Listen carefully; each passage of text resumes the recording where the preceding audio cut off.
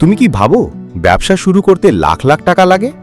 যদি বলি মাত্র 10,000 টাকা দিয়ে তুমি মাসে 50,000 টাকা ইনকাম করতে পারো, বিশ্বাস হবে? ভিডিওটা শেষ পর্যন্ত দেখো, আর যদি নতুন আইডিয়া ভালো লাগে একটা লাইক দিও, কমেন্টে জানাও কোন ব্যবসা দিয়ে তুমি শুরু করতে চাও।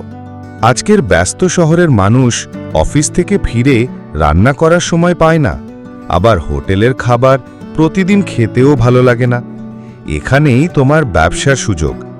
তুমি যদি একটু ভালো রান্না করতে পারো, তাহলে নিজের ঘর থেকেই হোমমেড ফুড ডেলিভারি সার্ভিস শুরু করতে পারো।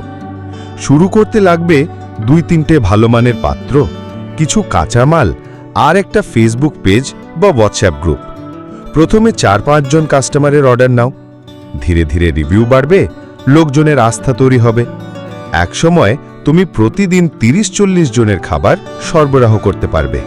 আজ বাংলাদেশে শুধু ঢাকাতেই হাজার হাজার মানুষ এই ব্যবসা করছে। অনেকে মাসে লাখ টাকার বেশি ইনকাম করছে। আর তুমি যদি এখনই শুরু করো, হয়তো আগামী সফল উদ্যোক্তাদের তালিকায় তোমার নামও যুক্ত হবে। মনে রেখো, ছোট আইডিয়া দিয়েই বড় ব্যবসা শুরু হয়। আজকের ছোট রান্নাঘরই কালকের বড় কোম্পানি হতে পারে। তাহলে বলো তো, তুমি কি এই ব্যবসাটা শুরু করতে চাও?